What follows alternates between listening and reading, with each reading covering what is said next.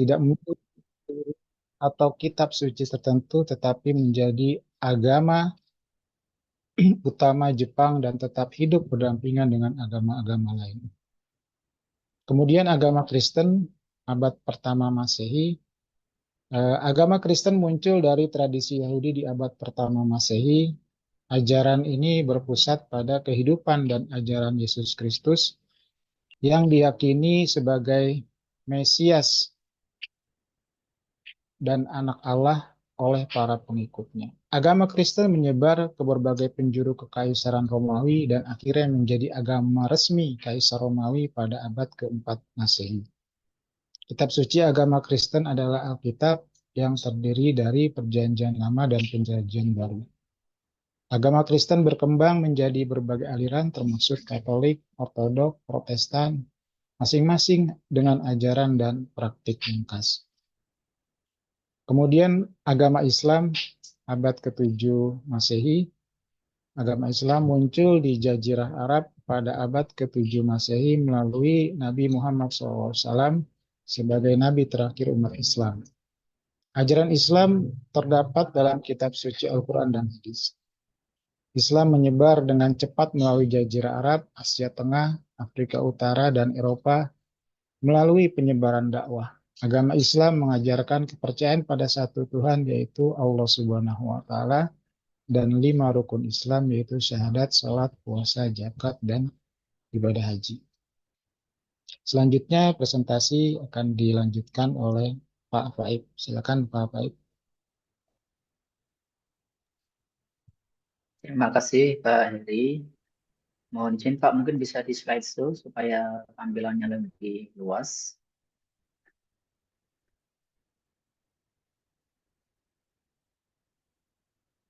Di bagian bawah, slide show. Yang gambar jendela di bawah.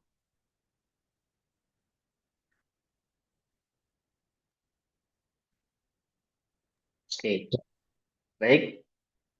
Saya melanjutkan presentasi dari Pak Heri Aryadi. Kita akan melanjutkan pembahasan dengan tema persamaan dan perbedaan agama ya.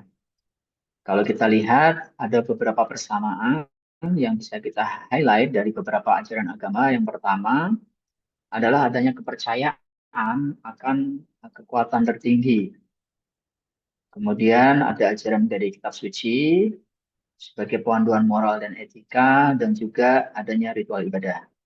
Ini nanti akan kita detailkan berikutnya ya. Kemudian untuk perbedaannya, yang pertama dari sisi konsep ketuhanan, masing-masing agama punya konsep yang uh, berbeda ya, bagaimana kita memahami Tuhan.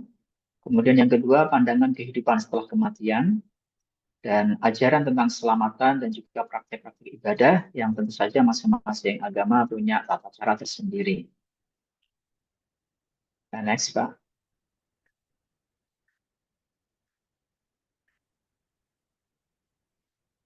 Jadi next. Ya. Oke, yang pertama kepercayaan akan kekuatan yang tertinggi ya. Hampir semua agama itu memiliki keyakinan akan kekuatan yang lebih tinggi atau entitas yang dianggap suci dan transenden. Kita sebagai manusia secara fitrah memang apa ya, ada naluri bahwasanya ada sesuatu di luar diri kita yang amat suci, yang maha agung, tempat kita bersandar, tempat kita kemudian menyerahkan segala sesuatu, apalagi kalau kita sedang dalam posisi mentok misalnya, itu biasanya larinya ke sesuatu yang lebih besar daripada kita ya. Jadi ada kepercayaan akan kekuatan yang tertinggi. Nah, di dalam Islam, Kristen di sini kalau dalam terminologi Arab biasanya dikenal dengan Nasrani ya, Nasrani dan Yahudi itu percaya pada Tuhan yang Maha Esa. Nah, sedangkan dalam agama yang lain, agama Hindu dia percaya pada Tuhan yang disebut dengan Brahman yang sering diwujudkan dalam bentuk banyak dewa-dewi ya. Kalau dalam Hindu kan banyak sekali ya dewa-dewanya. Misalkan untuk ngurusin alam ada dewa ini, untuk hal ini ada dewa ini gitu. Jadi karena masalah manusia itu banyak dalam agama Hindu mereka butuh banyak dewa supaya bisa ngurusin urusan yang banyak-banyak itu ya. Tentu ini eh, berbeda ya antar kepercayaan antar agama ya. Kalau di dalam Islam kan tauhid gitu ya. Kemudian yang kedua, ajaran tentang kitab suci ya. Kalau dalam Islam menegaskan kitab suci Al-Quran merupakan kelanjutan dari kitab-kitab atau suhuf para nabi sebelumnya, ya, tanpa ada keraguan dan diturunkan dari Allah ya Tuhan semesta alam untuk mengajarkan penyembahan kepada Tuhan yang Maha Esa dan menjelaskan hukum Allah. Jadi Al-Quran itu eh, merupakan kelanjutan ya, dia tidak terpisah dari kitab-kitab sebelumnya. Dan dia juga fungsinya salah satunya menghapus atau mansuh dari ajaran-ajaran sebelumnya yang mungkin sudah digantikan oleh ajaran Islam. Jadi nabi-nabi sebelum Nabi Muhammad itu dalam Al-Quran disebutkan jelas-jelas mereka Muslim. Nabi Ibrahim, Nabi Musa, Nabi Isa, dan nabi-nabi yang lain itu banyak dalam Al-Quran kita temukan mereka disebut sebagai Muslimun. Mereka Muslim, agamanya Islam. Itu ajarannya akhirnya disempurnakan ya. Di dalam Al-Quran disebutkan ada beberapa hal yang memang itu disempurnakan. Contoh misalnya ya, satu praktek ibadah yang merupakan gabungan dari praktek dari nabi-nabi sebelumnya, ini saya bicara dalam konteks Islam, itu misalnya praktek ibadah haji. Ibadah haji itu rukun dan syarat dan lain-lainnya itu adalah kombinasi atau compiling dari ajaran dari Nabi Ibrahim. Jadi Nabi Ibrahim ada di sana, kemudian juga setelah-setelahnya kemudian juga disempurnakan dan dimodifikasi berdasarkan ajaran Nabi Muhammad SAW. Jadi praktek ibadah haji itu merupakan rangkaian rangkuman dari ajaran dari Nabi Ibrahim. Makanya sebelum Islam hadir, Islam yang dibawa Nabi Muhammad hadir, itu orang orang Hijaz, orang Arab dan sekitarnya itu sudah terbiasa menunaikan ibadah haji dan Ka'bah sebagai sentral itu sudah sangat ramai dikunjungi dalam rangka praktek ibadah haji yang disyariatkan oleh Nabi Ibrahim yang kemudian disempurnakan kaidah dan tata caranya oleh Nabi Muhammad SAW. Next, Pak. Yang ketiga, ini adalah panduan moral dan etika. Sebagian besar agama untuk mengajarkan kepada semua penganutnya agar memiliki moral yang baik, sifat-sifat yang baik ya, seperti kejujuran, kemudian kasih sayang, keadilan, saling menghormati. Nah, ini prinsip-prinsip ini sebagai pedoman, ya, pedoman moral dan etika bagi perilaku individu dan kehidupan sosial. Nah, semua agama kalau kita lihat mengajarkan hal ini, kebaikan ini. Ya. Kemudian berikutnya ritual ibadah. Ya, setiap agama tentu memiliki ritual ibadah sebagai implementasi dari ajaran kitab sucinya masing-masing. Dan ritual ibadah itu diyakini sebagai jalan suci menuju puncak pengabdian, ya, puncak spiritualitas. Bentuknya bisa macam-macam ya, ada dalam bentuk sholat, doa, puasa, ya, ritual-ritual khusus. Kalau dalam agama Kristen ada sakramen, di Islam tadi saya sebutkan ada haji dan lain-lain. Nah, praktek-praktek ritual ibadah ini tentu menjadi ciri khas, ya, ciri khas agama dan tiap-tiap agama punya apa namanya tata caranya tersendiri yang kita harus saling hormati, gitu ya. Oke, next Pak. Nah, selain persamaan tadi, ada juga beberapa perbedaan dalam hal agama. Yang pertama tentang konsep ketuhanan. Beberapa agama punya konsep yang sama, tapi juga ada yang beda ya. Ini yang beda terutama misalnya ada yang menganut monoteisme seperti Islam, kemudian Kristen atau Nasrani dan Yahudi itu yang monoteisme, percaya pada satu Tuhan. Tapi ada juga yang politeisme, ya seperti di dalam Hindu yang sempat saya singgung sebelumnya, itu mengenal banyak Tuhan, ya, banyak dewa ya. Ada juga yang non-teistik seperti Buddha ya, yang tidak fokus pada Tuhan tertentu, melainkan pada jalan spiritual dan pembebasan. Saya pernah mengenal beberapa teman ya dalam beberapa pelatihan yang agamanya Buddha, itu mereka itu punya semacam apa namanya jalan spiritual untuk mencapai pencerahan. Ya, bahasa mereka itu enlightenment atau pencerahan dengan teknik meditasi, dengan apa? Tapi tidak kemudian bilang ke Tuhan itu enggak. Kalau dalam Islam kan menuju Tuhan itu biasa kita bilang wusul ilallah, itu kan biasa menuju Tuhan. Salik ya, berjalan ke Allah. Tapi kalau dalam Buddha itu dia menuju pencerahan gitu ya, enlightenment. Mereka bercerita kepada saya seperti itu. Oke, yang kedua adalah pandangan kehidupan setelah kematian. Agama memiliki beberapa pandangan yang berbeda tentang kehidupan setelah mati ya.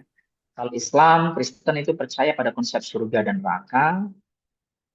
Buddha dan Hindu itu percaya pada konsep reinkarnasi atau kelahiran kembali dan berusaha mencapai kebebasan dari siklus kehidupan, nirwana atau moksa. Dan agama-agama yang lain juga ada juga punya konsep yang berbeda pula tentang hal ini. Nah, ini punya dampak yang sangat luar biasa sebetulnya ya. Keyakinan akan kehidupan setelah mati ini ya.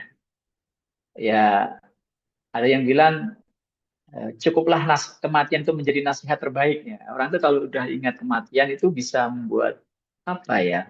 Kemudian merenung, kemudian berkontemplasi dan tanpa dia sadari dia akan kemudian mengarahkan perilakunya untuk karena dia percaya akan kehidupan setelah kematian ya dia berusaha untuk memperoleh kehidupan setelah kematian yang terbaik gitu. Ketika dikubur dia sudah merasakan seperti dalam taman surga gitu ya. Nah, ini kalau dalam Islam jelas sekali di situ ya, ada kehidupan setelah kematian. Nah, kalau dalam Buddha itu ada reinkarnasi itu gini. Ini saya pernah belajar hipnoterapi kepada seorang guru, itu Dr. Adiwi Gunawan itu di Surabaya. Itu dia seorang hipnoterapis sangat terkenal. Itu dia Buddha dan karena dia sudah ribuan kali praktek hipnoterapi, itu dia bisa meregres seorang klien, bukan meregres itu kembali ke masa lalu untuk menemukan akar masalah dari masalah si kliennya itu biasanya itu si klien itu dibawa ke masa lalu, bisa ke masa kecil yang buat masalah psikologis itu muncul, kemudian ke masa kandungan, bahkan ke masa sebelum kandungan dan ke masa sebelumnya. Ini terkait dengan konsep ini dia, konsep belief dia karena dia Buddha gitu ya, ada reinkarnasi itu sampai sampai ke situ. Sampai proses-proses reinkarnasi ini dulu reinkarnasi dari ini, reinkarnasi dari sini seperti itu. Itu karena beliefnya sebagai seorang Buddhis gitu. Nah, tentu di dalam kalau saya sebagai Muslim beliefnya berbeda. Gitu. Ini contoh saja ya gitu ya. Oke, next Pak. Kemudian ajaran tentang keselamatan ya. Setiap agama memiliki jalan yang berbeda untuk mencapai keselamatan atau kebebasan. Kristen percaya pada keselamatan melalui iman kepada Yesus Kristus, Islam melalui kepatuhan kepada rukun Islam, ya kepada ajaran Islam, dan Buddha serta Hindu melalui disiplin spiritual dalam rangka pencapaian enlightenment tadi atau pencerahan. Nah ini kan kelihatan banget bedanya ya di antara ajaran-ajaran ini gitu. Eh, saya kemarin itu nonton film di Netflix, judulnya Two Popes. Popes itu kan paus ya.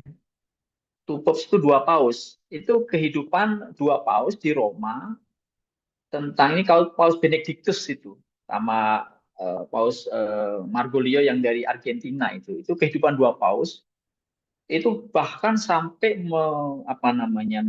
menceritakan bagaimana upaya batiniah mereka untuk bisa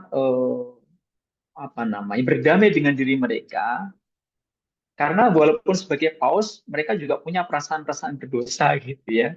Padahal dia tiap hari menerima orang pengakuan dosa dan kemudian bertindak sebagai wakil Tuhan untuk memberikan pengampunan dosa gitu. Tapi mereka berdua pun masing-masing punya punya semacam rasa berdosa dari masa lalunya yang menghantui sampai ketika menjadi paus. Dan dua orang paus ini saling membantu untuk bagaimana lepas dari perasaan itu supaya pas supaya selamat gitu. Itu menarik ya sebagai seorang Muslim saya menonton film itu di Netflix itu menarik ya. Walaupun tentu eh, kalau dalam Islam sangat sangat simpel sekali ya. Kalau dalam Islam ketika kita merasa berdoa ya sudah kita bertobat, ya itu kita yakin Allah itu Maha Pengampun, rahmatnya Allah itu jauh lebih luas daripada apapun gitu ya. Dengan keyakinan seperti itu sebetulnya mudah gitu ya. Yang penting kita bersungguh-sungguh gitu. Maka insya Allah Tuhan akan mengampuni. Berikutnya tentang praktek ibadah ya. Praktek ibadah dalam setiap agama berbeda. Ya. Dalam Islam ada sholat 5 waktu, ada puasa Ramadan, ya. Dalam Kristen ada sakramen, ada perayaan-perayaan seperti Natal dan Paskah. Dalam Buddha ada meditasi, dan praktek spiritual lainnya menjadi bagian penting dari mencapai pencerahan. Nah, kalau di Islam memang karena saya Muslim gitu ya, saya merasakan sendiri ya bagaimana praktek-praktek ibadah itu menjadi sesuatu yang sebetulnya jadi kebutuhan kita gitu. Jadi kita beribadah itu ketika kita beribadah tidak hanya sekedar menggugurkan kewajiban, tapi memang karena kita butuh gitu ya, itu rasanya akan bisa akan berbeda sama sekali gitu. Saya pernah ikut kelas meditasi. Kelas meditasi yang diadakan oleh Merta Ade. Merta Ade itu seorang Buddhis juga dari Bali yang dia membuka kelas meditasi kesehatan. Pusatnya di Bali, jadi dia buka kelas meditasi itu di Bali itu bisa 1 minggu gitu. Jadi dan yang hadir itu lintas agama. Nah, kalau di Jakarta ada di Kelapa Gading tuh, dia buka semacam kampus lah di situ. Tuh banyak banget eksekutif, profesional muda yang ikut kelas meditasi itu. Karena apa? Ada semacam apa namanya kecemasan, ada banyak sekali masalah-masalah emosional yang disebabkan oleh kecemasan dan lainnya yang tidak ditemukan, mereka tidak menemukan di agamanya masing-masing. Di Islam yang harusnya dengan berzikir dia tenang, ala bidzikrillah tatmainnul qulub, itu mungkin ada orang-orang Muslim juga yang nggak bisa menemukan itu kan nggak punya pembimbing gitu. Mungkin di Kristen juga begitu. Nah, dia itu kebetulan mungkin browsing atau apa nemu ini meditasi ini. Nah, datanglah ke Pak Merta Ade itu dan memang saya pernah ikut kelasnya itu walaupun tidak lama gitu ya. Saya hanya ikut di dalam satu pelatihan dan saya ikut latihan meditasinya bagaimana kita mengenali nafas kita, bagaimana kita kemudian berusaha untuk berdamai dengan diri dan lain-lain. Dan setelah meditasi itu emang enak banget perasaan kita gitu. Itu teknik yang diajarkan di Buddhis sebetulnya gitu.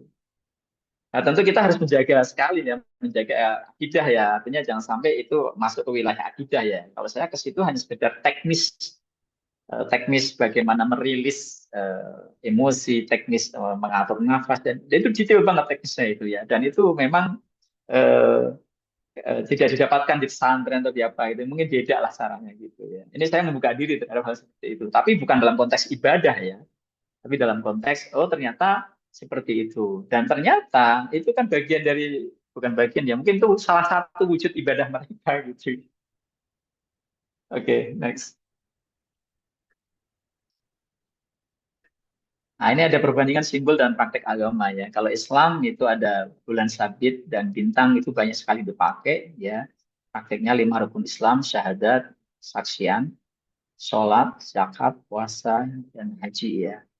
Untuk syahadat ini saya beberapa kali sering sekali saya menemani atau menjadi saksi dari mualaf ya. Mualaf yang baru masuk Islam itu kan kebetulan masjid saya itu masjid yang besar, terbesar di Bekasi. Jadi orang dari mana-mana itu datang untuk bersyahadat dan mungkin sudah ada 40 orang lebih ya yang bersyahadat di masjid saya itu di masjid kami itu di komplek itu. Dan saya juga bisa merasakan banget itu yang karena memang ada orang yang benar-benar saya melihat ini keseriusan banget untuk masuk Islam ada. Tapi ada juga yang karena mau nikah itu banyak tuh karena mau nikah syaratnya dia harus masuk Islam ya. Dia masuk Islam itu beda sama yang benar-benar menemukan hidayah itu feel-nya itu beda gitu. Tapi ya semuanya kita welcome ya. Ada juga yang ternyata masuk Islamnya itu dalam tanda kutip sekedar kedok untuk ini terbukti ya karena terbukti saya ngomong begini untuk mendapatkan hadiah dan uang karena setiap mualaf itu setelah prosesi apa namanya pengucapan syahadat itu selalu kita kasih hadiah. Hadiah itu dalam bentuk mukena kalau dia perempuan ya, laki ya sarung, peci, kemudian baju, buku-buku, ada lain-lain, plus uang, ada uang tunai juga. Nah, biasanya ada juga ternyata yang memang berharap ada hadiahnya ini gitu. Tapi it's okay gitu, kan kita nggak mengurusi hati ya, tapi kita tetap welcome semuanya. Nah, kemudian untuk di Kristen ada salib ya, lambang salib masih sangat familiar ya. Untuk prakteknya ada doa, sakramen ya, seperti baptisan dan komuni, khotbah dan lain-lain ya, ibadah mingguan dan lain-lain. Untuk Yahudi ada bintang David ya, yang mewakili perjanjian antara Tuhan dan bangsa Israel. Ibadahnya mereka di sinagog ya. Ada juga studi dan pembacaan Taurat, perayaan-perayaan seperti Hanukkah, Pesah dan lain-lain. Di Hindu ada Om, ya, itu simbol universal yang mewakili Brahman, semacam kekuatan spiritual yang tinggi. Prakteknya berupa pemujaan dewa-dewi, ritus-ritus puja seperti arati dan lain.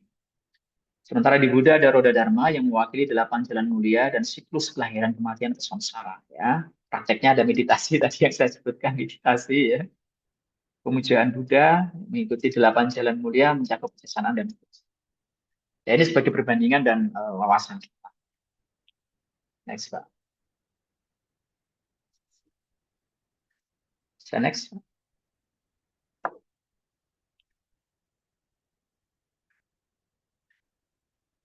Oke, fungsi agama ini menurut Irawan dalam Soles dan Taufik tahun 2022. Yang pertama ada fungsi edukatif. Jadi ajaran agama memiliki fungsi edukatif berupa perintah dan larangan. Kedua unsur perintah dan larangan tersebut tujuannya tak lain adalah membimbing setiap umat beragama, setiap individu ya, agar menjadi orang yang baik dan terbiasa dengan melakukan kebaikan sesuai dengan ajaran agamanya masing-masing. Makanya di dalam setiap agama itu ada lembaga pendidikan ya, lembaga pendidikan yang fungsinya memberikan edukasi kepada umatnya. Berkembang sekali ini lembaga pendidikan ini karena memang agama itu harus diedukasi terus, minimal di masjid-masjid lah ya, dalam lembaga edukatif yang tujuannya adalah membimbing umat. Jadi orang tuh umat itu nggak biasa, nggak boleh dibiarkan begitu saja, harus dibimbing juga oleh orang-orang yang punya kompeten di bidang agama. Itu diwujudkan dalam bentuk lembaga-lembaga baik informal maupun formal. Ini fungsinya fungsi edukatif ya. Kalau di Indonesia tentu dua organisasi massa terbesar Islam itu sangat berperan ya terhadap fungsi edukatif ini. NU dengan ribuan pesantren, kemudian dan madrasah ya, Muhammadiyah juga dengan ribuan sekolah yang tersebar dari Sabang sampai Merauke, itu tentu sudah tidak terbantahkan lagi peran mereka dalam mengedukasi masyarakat, terutama terkait dengan agama. Mereka mendidik anak-anak kita, yang mereka mendidik warga masyarakat umum yang masih awam untuk bisa mengenal agama lebih baik. Jadi fungsi edukatif ini dijalankan dengan sangat baik oleh dua organisasi massa Islam ini. Ya.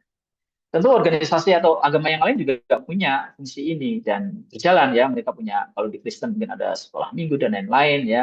Masing-masing dengan apa namanya pola dan caranya, tapi mereka menjalankan fungsi ini. Yang kedua, fungsi penyelamat ya. Setiap individu tentu menginginkan keselamatan dimanapun mereka berada. Karena itu kehadiran agama dapat memberikan keselamatan pada pemeluknya untuk taat dalam beragama ya.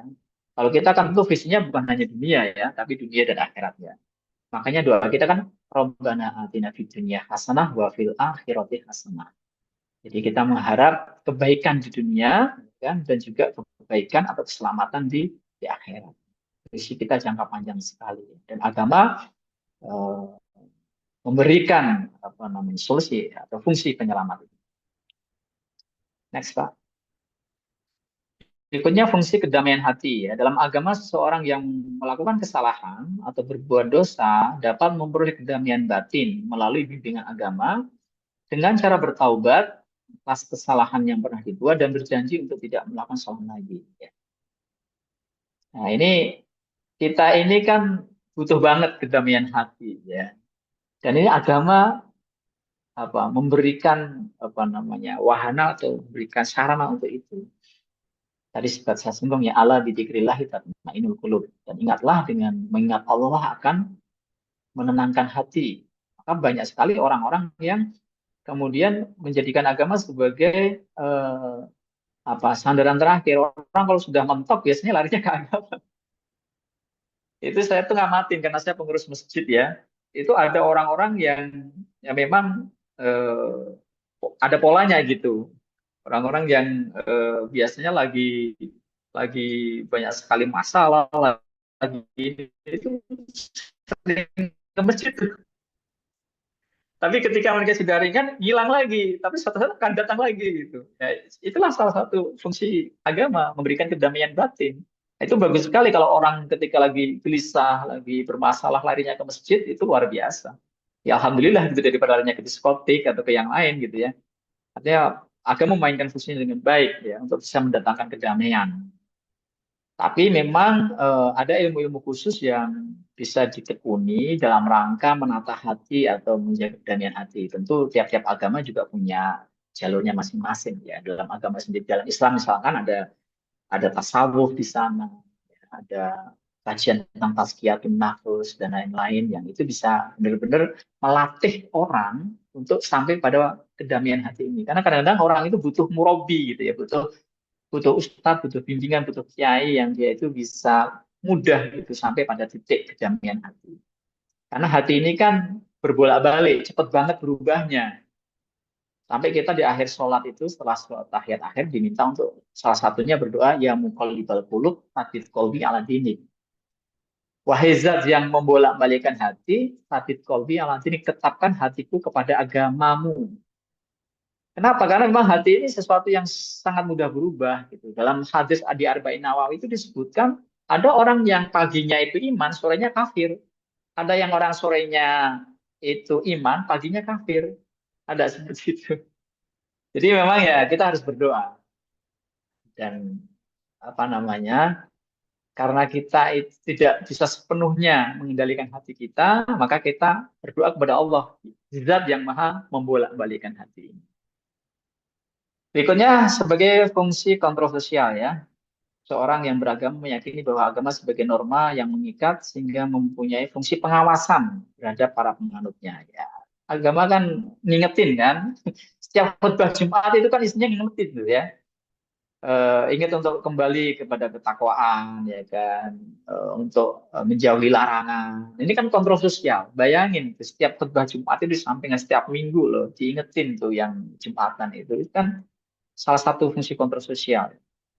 Demikian juga di Kristen misalkan setiap kebaktian pasti diingatkan juga oleh pendetanya dan lain-lain. Maka dengan fungsi kontroversial ini diharapkan setiap individu umat beragama itu bisa menjalankan perintah agama dengan sebaik-baiknya. Next, Pak.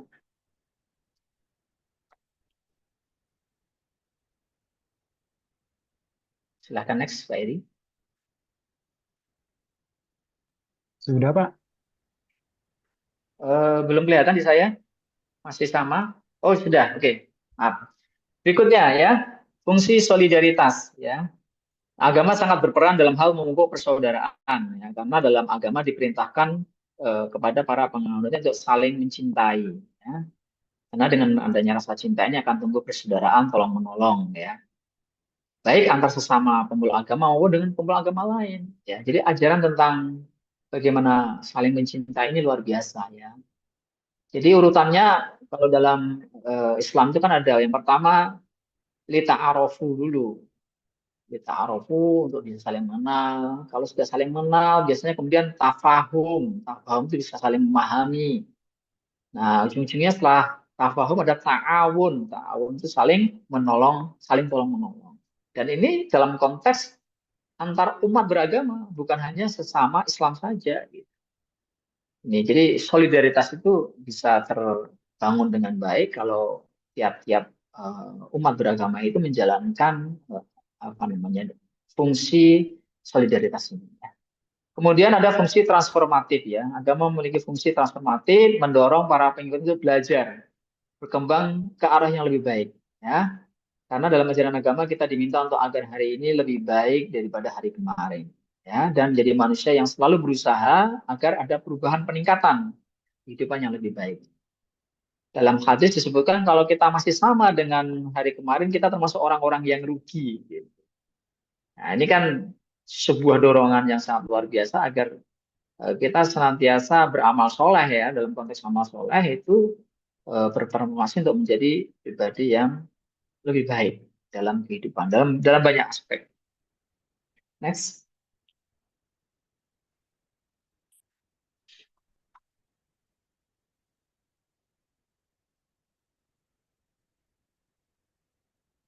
Nah, berikutnya adalah fungsi kreatif ya. Ajaran agama menjadi pendorong bagi pemeluknya agar lebih produktif ya, tidak hanya bagi kepentingan diri sendiri tapi juga kepentingan orang lain ya. Jadi tidak hanya diminta mengikuti pola yang sama tetapi juga harus kreatif dan inovatif dalam berbagai bidang.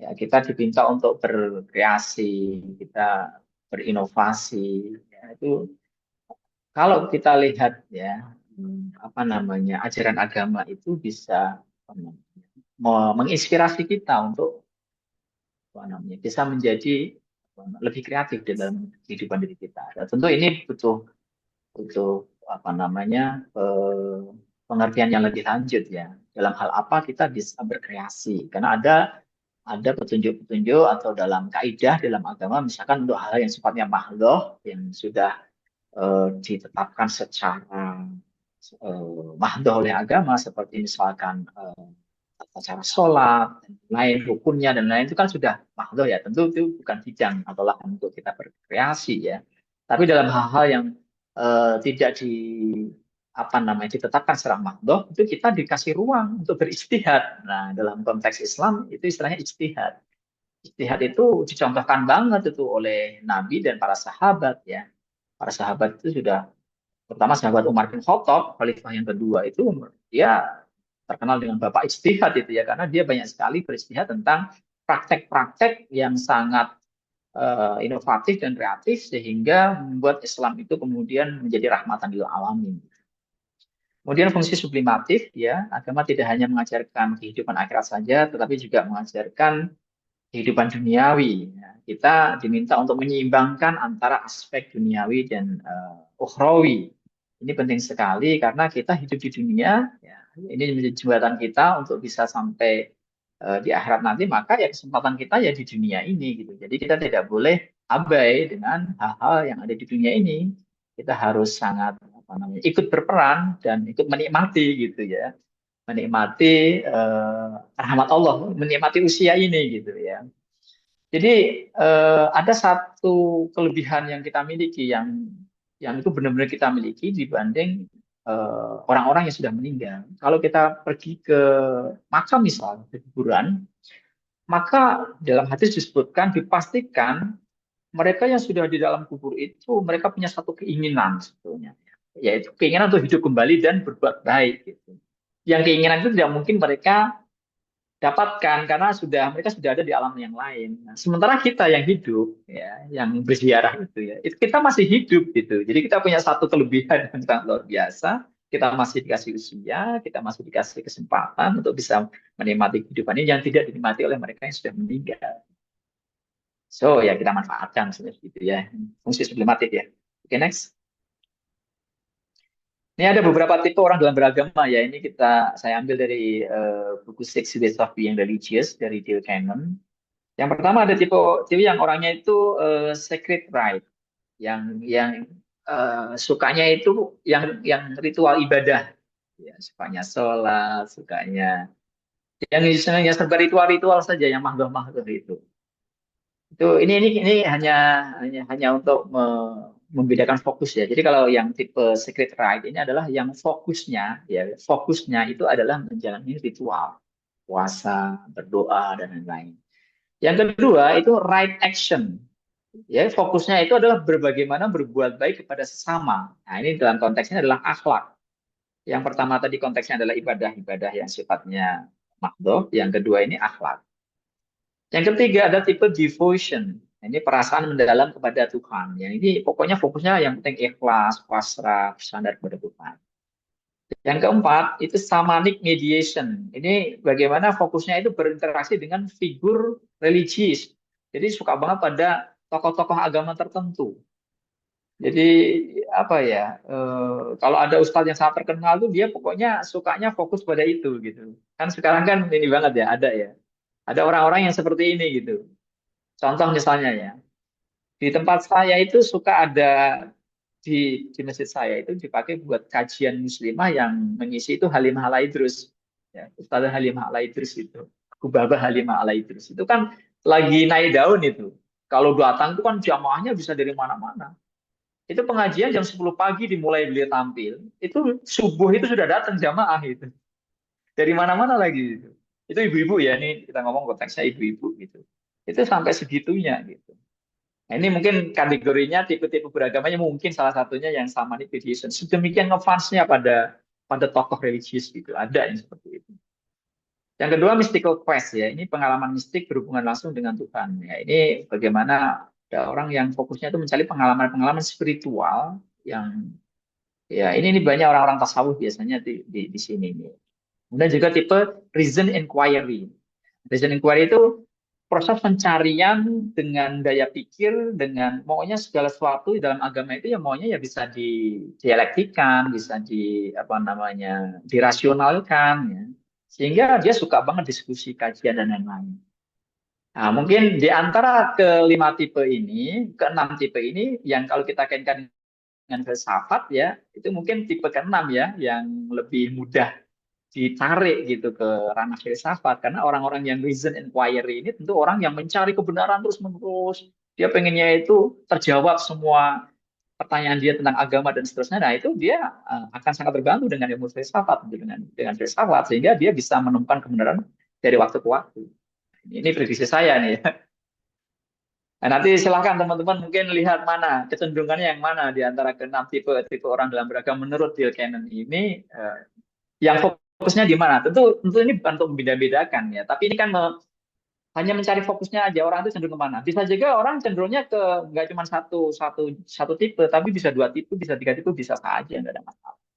Atau bahkan ke enam-enamnya ya, tapi ya itu tentu sangat ideal ya. Orang itu kan sukanya masing-masing. Ada yang orangnya sukanya berderma gitu ya. Ada orang sukanya itu pokoknya ibadah itu berderma. Tapi dia nggak suka ke masjid. Dia nggak suka ibadah maghrib. Maksudnya itu jamaah sholat di masjid, zikir itu nggak suka. Tapi sukanya derma aja. Ada yang gitu.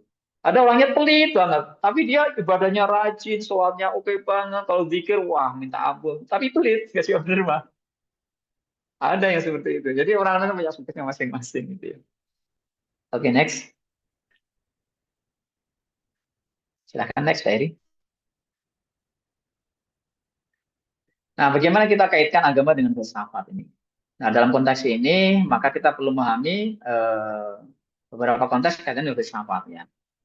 Karena kadang-kadang orang yang a priori dulu terhadap filsafat, jangan berfilsafat, nanti sesat gitu ya. Agama itu nggak boleh dibandingkan atau disandingkan dengan filsafat ya. Nanti pasti akan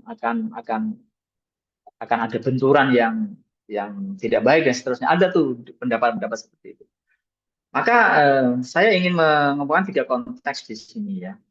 Pertama, filsafat kita pandang dalam konteks sebagai inquiry. Inquiry itu artinya seperti satu proses apa ya, pencarian, pencarian terhadap kebenaran, proses terhadap kebenaran. Nah, kalau kita menempatkan filsafat dalam konteks inquiry, maka tentu kita akan mendayagunakan pikiran kita.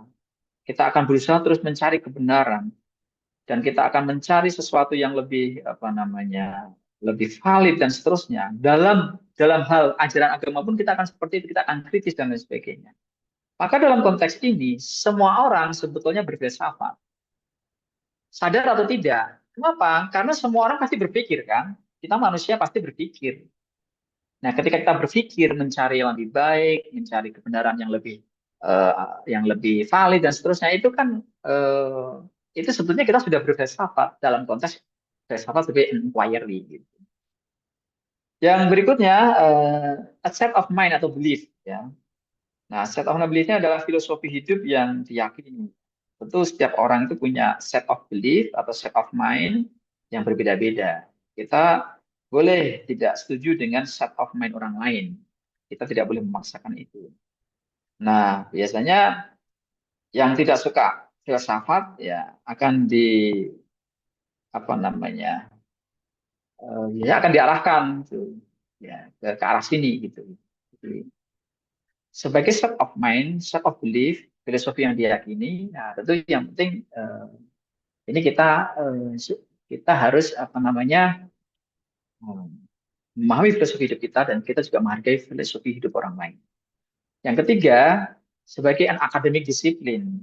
Kalau filsafat sebagai akademik disiplin tentu ini sebagai ilmu dan teori yang menjadi bahan pertimbangan dalam rangka proses inquiry yang di atas tadi. Nah, tidak semua orang tentu masuk ke dalam ranah ini. Ini kan ranah-ranah orang-orang yang memang punya ketertarikan kuat terhadap ilmu pengetahuan dan lain-lain. Nah, nah di sini kalau kita pengen mainkan agama dengan filsafat, maka minimal dalam proses inquiry itulah ya kita bisa apa namanya setiap umat beragama itu bersinggungan dengan filsafat karena adanya proses pencarian kebenaran itu. Dan di dalam Al-Quran sendiri kan diperintahkan ya, eh, ayat pertama yang turun itu kan Iqra, bacalah gitu. Padahal saat itu nggak ada yang dibaca tuh waktu Rasulullah menerima ayat yang pertama, wahyu yang pertama. Tapi suruh membaca fenomena, suruh membaca apa yang terjadi di alam, membaca alam semesta. Berpikir intinya kan gitu, berpikir. Nah itu kan sudah masuk dalam konteks filsafat, konteksnya inquiry ini sebetulnya.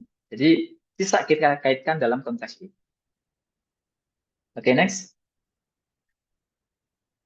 Kita masuk ke bahasan berikutnya tentang toleransi beragama ya. Jadi toleransi beragama ini adalah sikap saling menghormati, menghargai, menerima perbedaan, keyakinan, praktek keagamaan orang lain. Nah, ini penting sekali karena dengan kita bertoleransi kita berarti mengakui hak setiap individu dalam beragama dan menjalankan ibadah sesuai dengan keyakinan masing-masing ya, tanpa ada paksaan, diskriminasi dan kita harus saling menghargai dan menghormati dan ini terus didengung-dengungkan ya. Kalau sekarang istilahnya yang lagi digaungkan oleh Kementerian Agama semenjak mungkin 3-4 tahun yang lalu itu moderasi beragama. Nah, ini moderasi beragama itu sekarang jadi istilah yang cukup seksi ya. Banyak sekali forum-forum tentang moderasi beragama, banyak sekali kementerian ada yang mengambil tema ini. BNPT bahkan itu dalam beberapa kajian dan roadshow-nya itu banyak sekali menggaungkan atau mengambil tema moderasi beragama. Ini sebetulnya juga dalam kaitan dengan toleransi beragama ini. Next.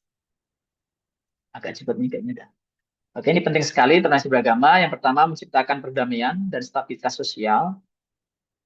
Karena kalau kita tidak melatih jiwa toleransi ini akan bisa ada benturan-benturan ya. Kita ini kan sangat beragam, kemudian bukan hanya dalam antar agama ya, antar sesama agama aja kita harus toleransi. Di Islam saja itu kalau NU dan Muhammadiyah tidak pinter-pinter bertoleransi, ya itu bisa masalah juga. Perbedaan hari besar agama, misalkan Idul Fitri itu beda hari aja, kalau kita tidak berjiwa besar, bertoleransi dengan bahkan sesama agama itu juga kadang-kadang menimbulkan masalah gitu. Tapi untungnya kita bisa melalui itu dengan baik gitu ya.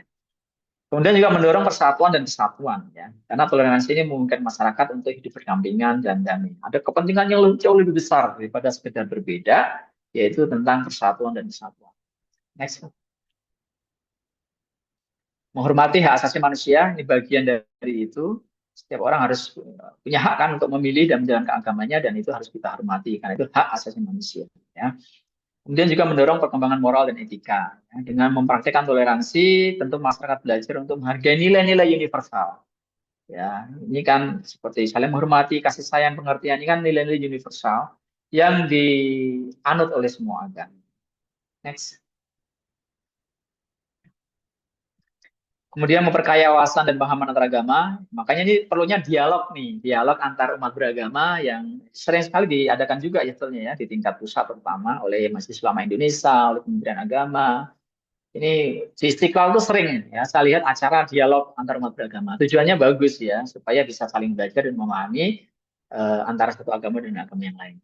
Dan juga mencegah diskriminasi dan radikalisme. Nah, ini radikalisme ini sesuatu yang harus dicermati atau diwaspadai ya, karena kalau kita nggak hati-hati maka paham-paham radikal itu bisa tumbuh subur dan kemudian menjadikan agama sebagai apa alasan senjata untuk mendiskriminasi atau untuk mempersekusi agama lain. Nah, ini nggak boleh.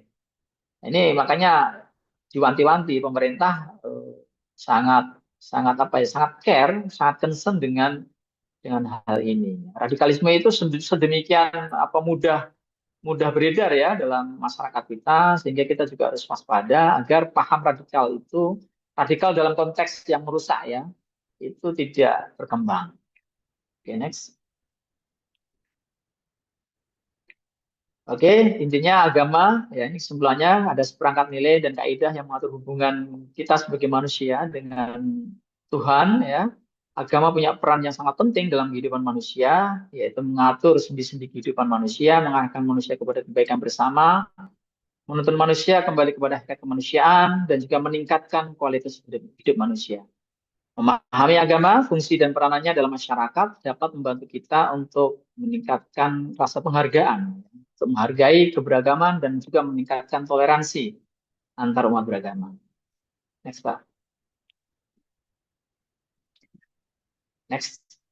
Nah, ini kita langsung ke untuk karakter building. Ini saya menyitir dari salah satu ulama Nusantara, ya, Mbah Maimun Zubair. Ini pengasuh, ini sudah almarhum tahun 2019. Waktu itu beliau haji, dan saya juga waktu itu sedang haji tahun 2019. Saya ingat banget waktu itu eh, Jumat sore, kalau nggak salah Jumat sore di Mekah. Di Mekah waktu itu kan waktu saya haji itu musim panas sehingga tidak pernah ada hujan. Tapi saat itu ketika Mbah Maimun Zubair ini wafat, beliau wafat di Mekah tahun 2019 saat haji. Itu Mekah itu gerimis, langitnya agak mendung, gerimis. Itu ternyata pas saat itu beredar di grup WA para jamaah, Mbah Maimun telah berpulang dan langsung dimakamkan di pemakaman Maklang. Pemakaman Maklang itu pemakaman elit ya di Kota Mekah. Di sana dimakamkan Siti Khadijah, kemudian Qasim Rasulullah, Imam Nawawi Al-Bantani, seorang ulama Nusantara dari Banten yang pernah menjadi imam di Masjid Hamdan di Maklang. Termasuk Mbah Maimun Zubair ini juga dimakamkan di Maklang. Dan kemarin sekitar 1-2 tahun yang lalu kan di Makla itu kan biasanya digilir ya, karena kan dia sangat terbatas tempatnya. Jadi setelah 5 tahun itu biasanya jasad itu kan sudah jadi tulang ya, itu dipindahkan ke tempat lain. Dan ketika Mbah Maimun Zubair ini mau dipindahkan, ternyata jasadnya masih utuh, masih masih wangi, masih kafannya masih bersih. Akhirnya tidak jadi dipindahkan. Sampai sekarang jasad dari Mbah Maimun Zubair ini masih di Makla, dan saya pernah berziarah ketika terakhir umrah ke sana itu tahun sekitar 1-2 tahun yang lalu itu di Malang. Nah, beliau ini salah satu apa namanya makalah dari Mbah Muhammad Jubair yang pertama, jika engkau bukanlah orang yang menguasai ilmu agama, maka ajarkanlah alif ba ta kepada anak-anakmu. Setidaknya itu menjadi amal jariah untukmu yang tak terputus pahalanya meskipun kau berada di alam kubur. Kita diminta untuk mengajarkan ilmu kita walaupun sedikit lah. Next, Pak. Ada beberapa makalah dari Mbah Muhammad Jubair. Yang paling hebat dari seorang guru adalah mendidik, dan rekreasi yang paling indah adalah mengajar. Ketika melihat murid-murid yang menjengkelkan dan melelahkan, terkadang hati teruji kesabarannya.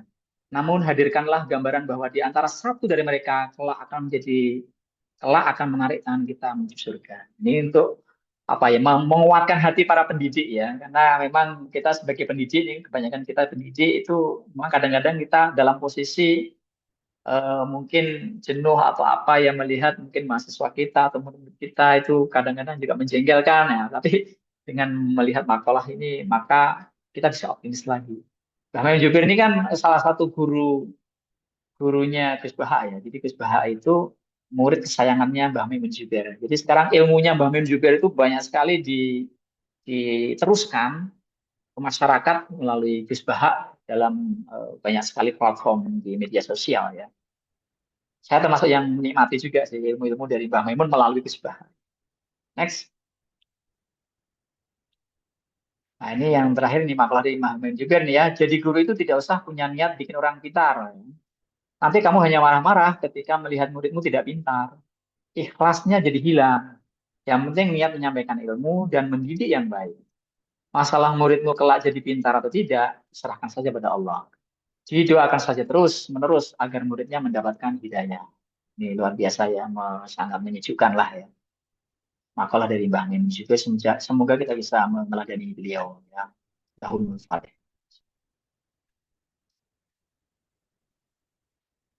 Next, Pak Eri.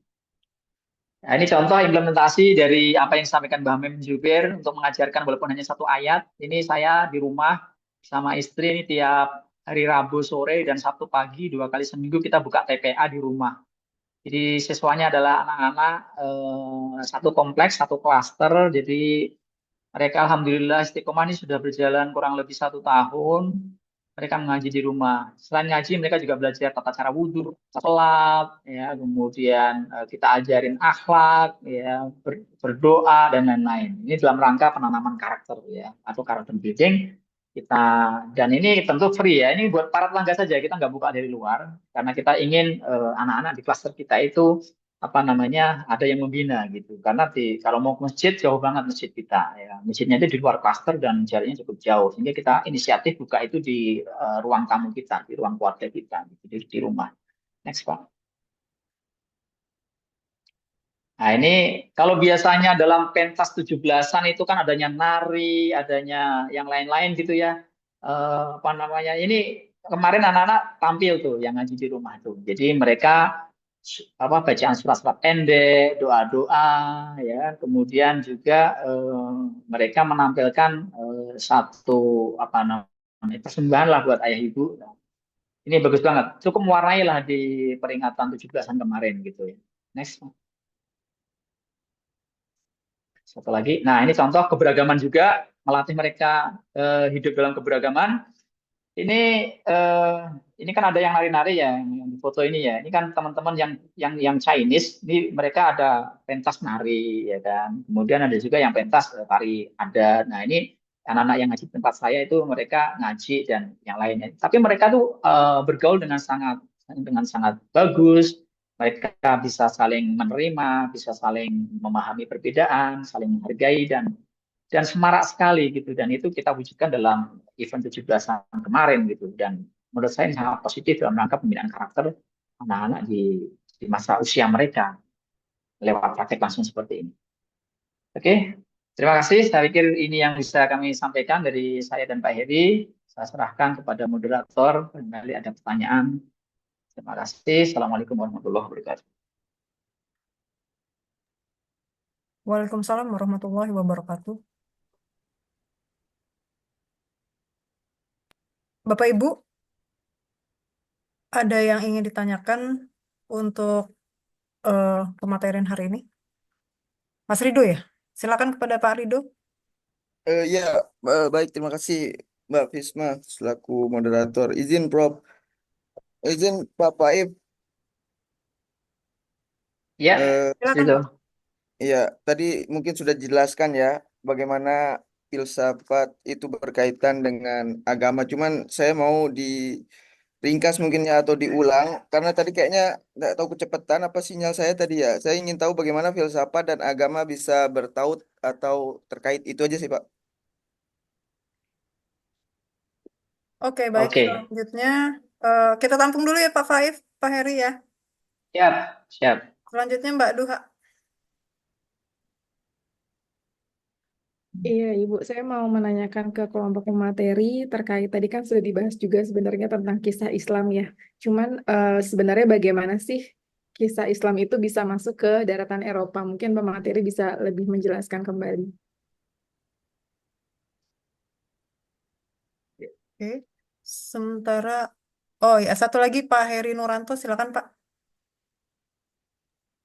Baik, terima kasih.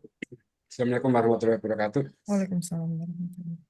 Tadi diuraikan banyak hal ya, dan sangat menarik sekali. Salah satunya adalah hal-hal yang terjadi di sekitar kita tentang toleransi beragama. Tadi juga sudah disampaikan ada namanya memberikan apa namanya apa tadi bahasanya itu penggaungan, ya, menggaungkan sesuatu untuk bagaimana antar umat beragama ini bisa saling menghargai, menghormati kan begitu ya. Tetapi seperti yang kita lihat di sekitar kita, mungkin kalau yang ramai itu di medsos tuh ya, Pak Faik. Lalu Ya. seperti apa kira-kira gaungan yang bisa kita sampaikan atau kita distribusikan atau kita kenalkan kalau dalam bahasa marketing itu positioning seperti apa yang kemudian bisa memberikan umat beragama di Indonesia ini bisa akur tanpa adanya hal-hal yang tidak enak dipandang atau tidak enak didengar. Itu aja sih Pak F. Terima kasih. Baik, Pak Heri, terima kasih atas pertanyaannya. Langsung bisa dijawab ya. Yang pertama ada Pak Rido menanyakan bagaimana keterkaitan filsafat dan agama, itu tolong dijelaskan kembali. Kemudian Ibu Duha, mengenai kisah Islam bisa masuk ke dataran Eropa itu seperti apa, mau dijelaskan. Dan juga Pak Heri tadi eh, menyatakan bahwa gaungan yang memberikan umat beragama untuk akur itu seperti apa konsepnya. Terima kasih. Pak Faif dan Pak Heri, silakan untuk ditanggapi. Oke, berikan kesempatan untuk Pak Heri, saya dulu ya tadi ya. siapa? Nanti Pak Heri Ya, boleh halo, menambah. bentar. Pak Faiz bentar, Eh, Pak. Tolong nanti diberikan kesempatan ya. Berapa ini? 5 nih ya. Bu Purwati Ningsih, Bu Fadilah, Pak Aris Budiono, Pak Wahyu Mulyadi, dan Pak Zahirudin ya, biar dengar suaranya. Monggo silakan.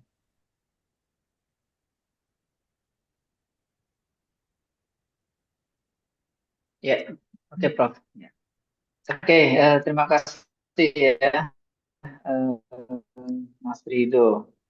Bagaimana kita mengkaitkan agama dengan filsafat ya? Oke, jadi saya tadi sempat menyinggung ada 3. Kita melihat filsafat dalam 3 konteks ya, agar kita mudah dalam mengkaitkan dengan agama ya. Konteks yang pertama, filsafat sebagai an inquiry ya. Artinya sebagai sebuah proses pencarian. Nah, dalam konteks ini, sebetulnya semua kita, umat yang beragama ini, disadari atau tidak, kita sudah berfilsafat. Karena dalam filsafat sebagai sebuah inquiry kan kita berpikir. Nah, karena kita sebagai makhluk hidup itu kan pasti senantiasa berpikir. Kalau kita berhenti berpikir ya sudah kan berarti selesai kan. Kita berpikir gitu. Nah, ketika kita berpikir kemudian mencari kebijaksanaan baru, mencari kebenaran, ya itu sebenarnya kita sudah berfilsafat. Dalam agama sendiri banyak sekali pertanyaan-pertanyaan sebetulnya. Nah, ketika kita mencari atau mencari jawaban atas pertanyaan dalam agama, misalkan tentang di Islam tuh ada namanya ilmu kalam, itu ilmu teologi, itu seru banget itu belajar ilmu kalam. Terus saya belajar itu dari SMP itu pernah itu ilmu kalam. Di situ ada paham Mu'tazilah, ada paham Jabariyah, ada paham Asy'ariyah, itu seru banget. Itu luar biasa, benar-benar kemampuan berpikir kita itu ilmu mantik ya kalau dalam Islam itu ilmu agama, ilmu logika, ilmu mantik itu benar-benar diasah di situ.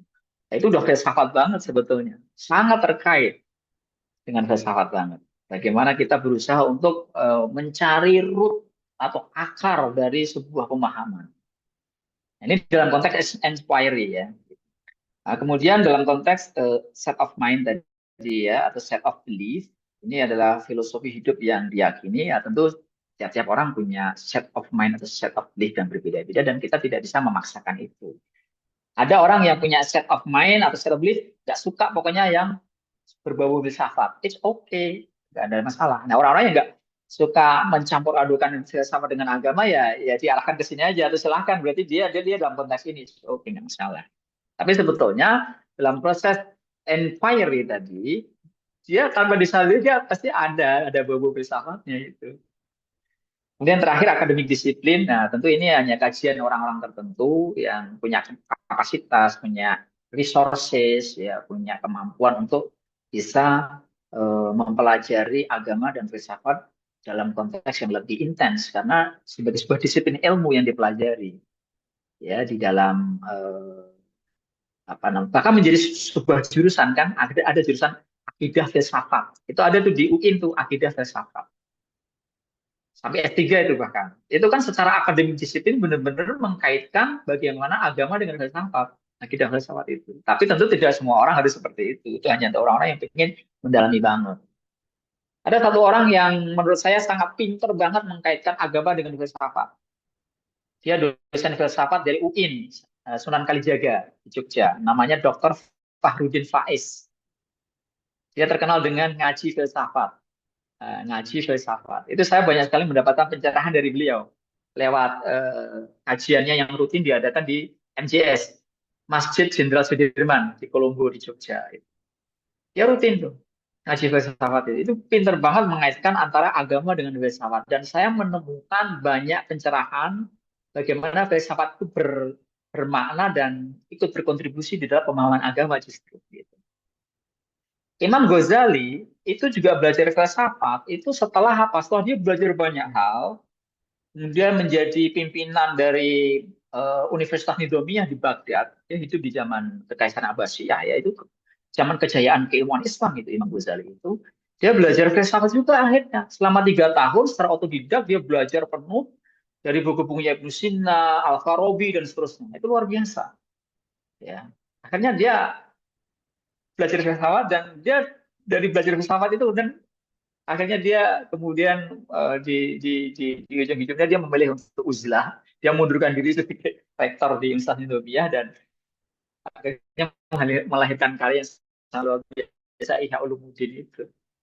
Nah, ini sekedar wawasan ya, Mas Ridho ya, dari apa yang tadi ditanyakan. Yang kedua ya, nanti mungkin selisihnya apa Hiri. Yang kedua tadi tentang bagaimana sejarah Islam ke Spanyol ya. Bukan Spanyol, ke Eropa ya. Jadi memang di dalam Islam itu ada dulu ya. Dulu tuh ada tradisi futuhat. Futuhat itu pembebasan. Cuma pembebasannya itu dengan cara yang damai kalau Islam.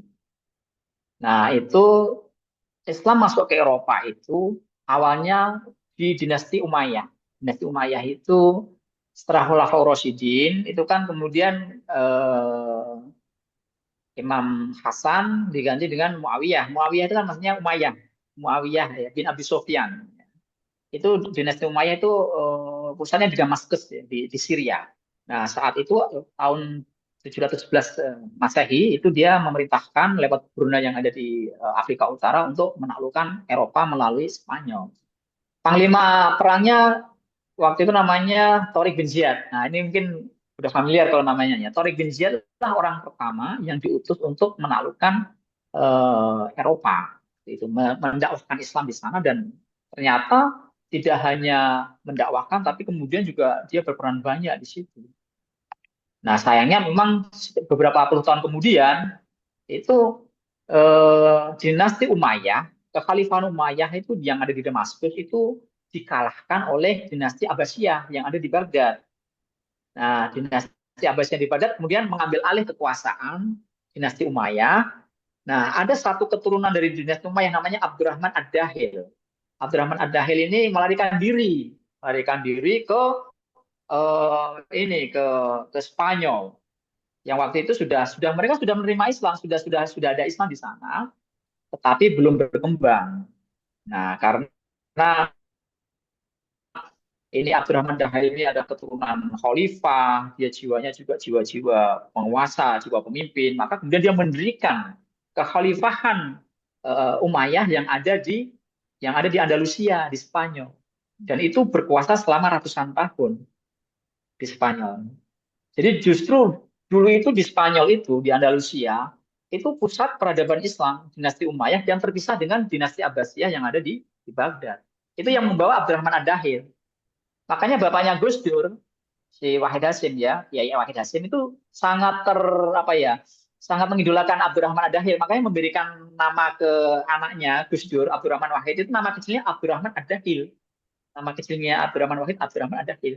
Karena terinspirasi dari tokoh Bani Umayyah yang melarikan diri karena terusir dari Damaskus, melarikan diri ke Spanyol. Orang dalam pelarian bisa mendirikan kekhalifahan di Andalusia dan berkembang luar biasa selama ratusan tahun dan menjadi pusat ilmu pengetahuan juga saat itu di Eropa. Kalau kita berkunjung ke Spanyol itu ada kota-kota yang ada Istana Alhambra, ada Cordoba, ada Sevilla, ya, ada Granada, itu untuk kota Islam yang peninggalannya secara fisik masih ada, cuman tentu secara budaya dan lain sudah hilang karena waktu itu kemudian setelah beberapa ratus tahun runtuh, kemudian waktu perang salib runtuh dan umat Islam banyak diusir dari sana sehingga ya kemudian hilanglah jejak Islam di sana, hanya tinggal ya reruntuhan bangunan, ibaratnya hanya bangunannya saja walaupun sekarang menjadi cagar budaya gitu. Tapi dulu zaman emasnya Islam di Spanyol itu melahirkan ulama-ulama besar. Contoh misalnya Imam Qurtubi.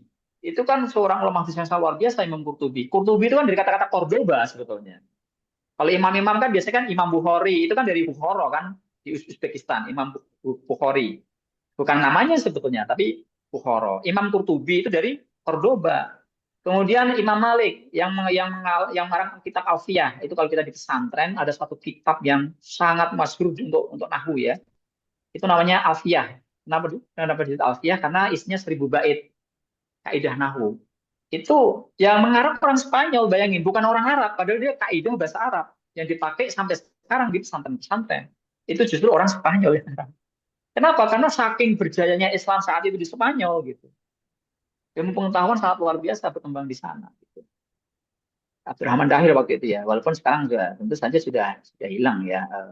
Tinggal peninggalan fisik saja yang menjadi tempat wisata. Nanti kalau Anda misalkan eh, tour gitu ya, biasanya itu paketnya itu Afrika Utara, Spanyol. Jadi ke Maroko, ke Tunisia, gitu. Kemudian nanti nyebrang dari Selat Gibraltar itu, nanti masuknya ke Spanyol. Biasanya satu paket gitu kalau tur ke sana. Itu kira-kira ya gambaran Islam masuk ke Spanyol, ke Eropa ya melalui Spanyol. Kemudian berikutnya tentu ada lagi ya di zaman Kekaisaran Ottoman ya waktu itu sengaja dikirim apa namanya ekspedisi-ekspedisi dakwah untuk kawasan Balkan, Eropa Timur dan seterusnya ya sampai kemudian penaklukan dari Romawi Timur itu waktu zamannya Sultan Al-Fatih tahun 1453 Masehi, Sultan Mehmed II ya yang terkenal Al-Fatih itu kan penaklukan dari Konstantinopel kemudian dirubah menjadi Istanbul. Itu kan udah membuka Eropa. Ya. Itu kan zamannya Kekaisaran itu Ottoman. Oke, itu kira-kira. Mungkin Pak Heri menambahkan yang pertanyaan yang lain tadi apa ya, Mbak Bisma ya? Dari Toleransi ya? pertanyaan dari Pak Heri yang mengenai gaungan yang diberikan umat beragama agar menjadi akur seperti apa? Baik, Mungkin Pak Heri mau jawab ya, ya? ya, saya menjawab pertanyaan Pak Heri Nuranto terkait dengan toleransi beragama ya, agar kita bisa menjaga hubungan harmonis antar umat beragama. Yang pertama adalah pentingnya toleransi dan penghormatan antar sesama agama, ya. Karena toleransi ini adalah pondasi dari keharmonisan antar umat beragama. Jadi kita terus-menerus mengingatkan bahwa setiap agama memiliki hak untuk dihormati, menghormati keyakinan antar sama pemeluk agama. Karena dalam Islam juga diajarkan la ikraha fiddin, ya. Tidak ada paksaan dalam agama. Jadi kita tidak boleh memaksakan keyakinan kita terhadap orang lain. Lalu yang kedua adalah dialog antar agama. Ini juga penting agar dialog antara para tokoh agama, para komunitas agama ini sangat penting diadakan baik berupa forum diskusi, seminar, ya, atau kegiatan yang bertujuan untuk memahami perbedaan dan persamaan dalam agama. Yang berikutnya adalah ini juga penting pendidikan multikultural dan agama. Jadi pendidikan ini perlu diajarkan sejak dini terkait dengan keberagaman dalam beragama, agar kita bisa mengurangi prasangka buruk satu dengan yang lain. Lalu yang berikutnya adalah kerjasama dalam kegiatan sosial kemanusiaan. Ini juga penting ya, ketika misalnya ada bencana alam, musibah dan seterusnya, kita bisa gotong royong bahu-membahu untuk membantu sesama. Karena tolong menolong ini bukan hanya untuk sesama agama saja, tapi antar agama juga.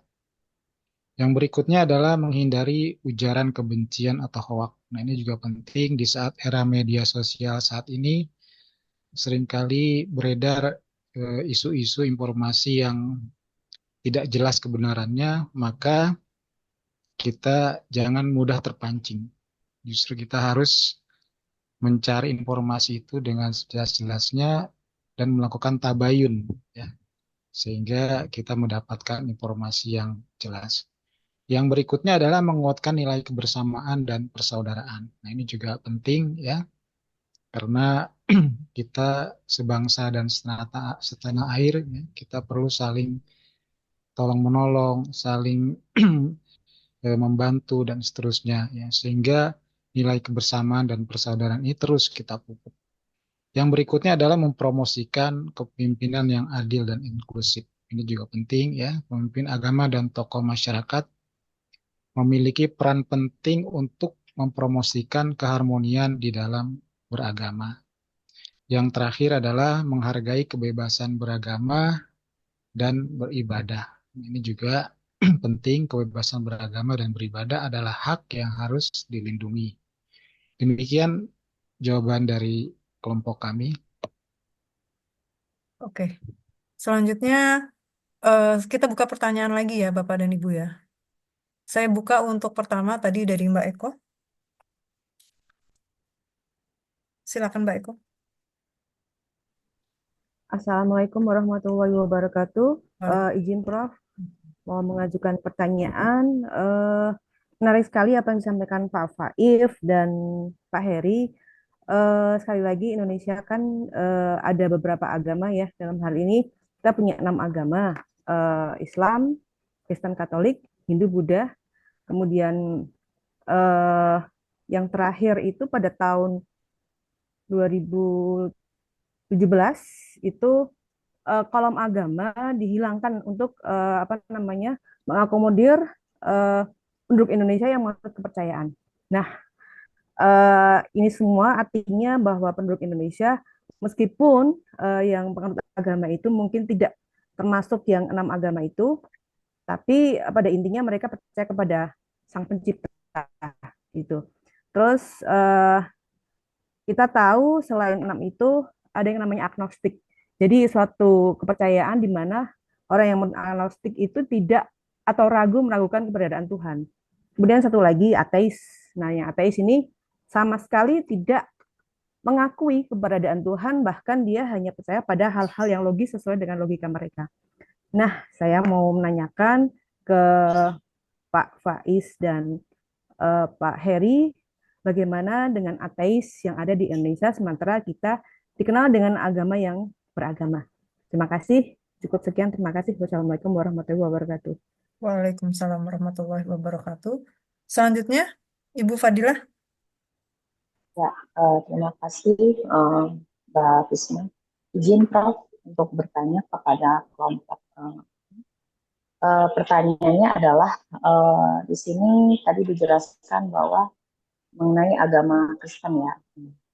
Yang saya tanyakan adalah sejak kapan Kristen ditetapkan menjadi agama di dalam kerajaan Romawi. Sedangkan di sini Romawi kuno pada awal mulanya adalah menganut politeisme, yaitu di sini menyembah dewa-dewi, yang dimana dewa-dewi di sini memiliki peran tertentu dalam kehidupan sehari-hari dan alam semesta.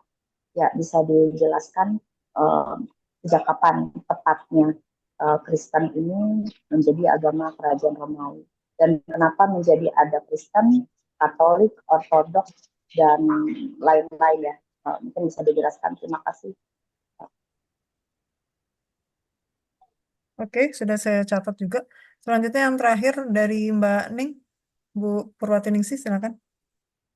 Oke, bismillahirrahmanirrahim. Assalamualaikum warahmatullahi wabarakatuh. Waalaikumsalam. Oke, kalau tadi saya dengar penjelasannya dari kelompok hari ini, Pak Faif dan Pak Heri, kurang lebih kesimpulannya itu kan dari kajian tentang filsafat dan agama itu kan melibatkan pemahaman yang cukup mendalam ya mengenai peran keduanya dalam kehidupan manusia, serta bagaimana cara keduanya itu menjawab pertanyaan-pertanyaan yang cukup fundamental tentang keberadaan mulai dari moralitas dan tujuan hidup.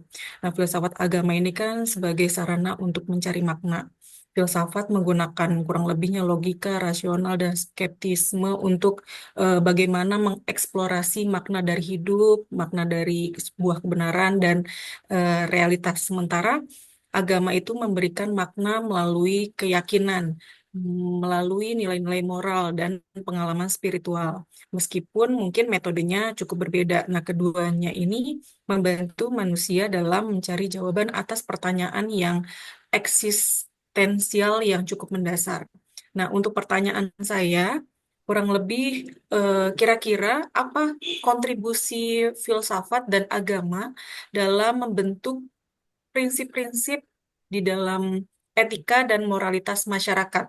Apakah pendekatan yang satu lebih unggul daripada yang lain atau bagaimana? Dan tolong kaitkan dengan agama gitu. Sekian dari saya. Assalamualaikum warahmatullahi wabarakatuh. Waalaikumsalam warahmatullahi wabarakatuh. Baik, Bapak dan Ibu, terutama untuk para pemateri, sudah saya catat pertanyaan dari Ibu Eko, Bu Dila, dan Ibu Ning. Nanti mohon maaf kalau misalkan pertanyaannya atau jawabannya jangan terlalu ini ya, yang penting poinnya saja, karena di kolom chat ada beberapa pertanyaan juga. Saya berikan kesempatan kepada pemateri ya, Pak Faif dan Pak Heri untuk menjawab pertanyaan Bu Eko tadi mengenai keragaman agama di Indonesia. Kemudian kolom agama kenapa dihilangkan, bagaimana caranya untuk mengakomodir masalah-masalah keagamaan yang beraneka ragam. Silakan. Oke, Ya, saya coba. Saya dulu atau Pak Heri dulu? Monggo. ya silakan Pak Faib. Oke, saya dulu ya, nanti silahkan ditambahkan ya. Yang pertama tadi soal ateis ya, bagaimana gitu ya, tidak menganut Tuhan. Oke, memang kita ini bangsa yang sangat toleran ya. Kalau menurut saya nih gitu, kita ini kan di dalam Pancasila sudah ada sila ketuhanan yang Maha Esa gitu. Artinya itu secara implisit atau eksplisit itu wajib punya apa namanya agama gitu, karena kita beragama gitu.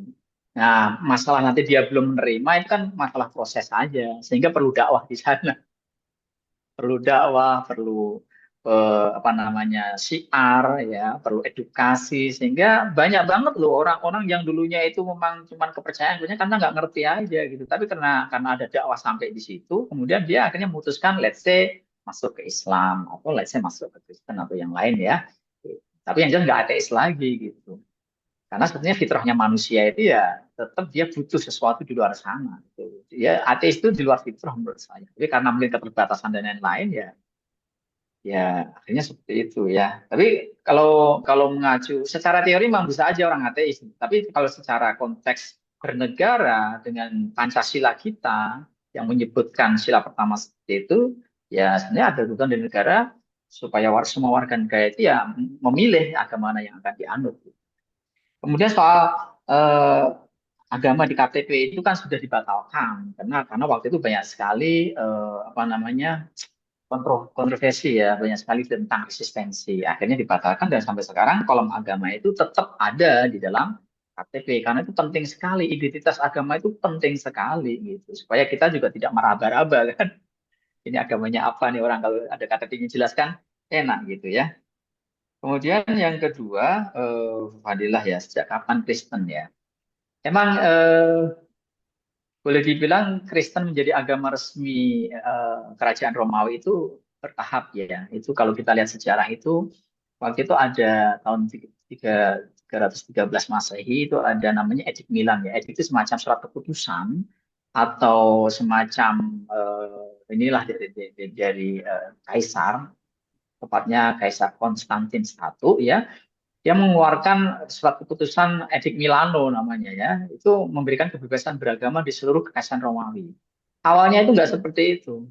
Awalnya itu juga banyak friksi-friksi dan lain-lain. Kemudian dia membuka jalan kepada agama Kristen itu dengan Edik Milano ini, surat keputusan Milan tahun 2013 yang membebaskan orang untuk memeluk agama Kristen.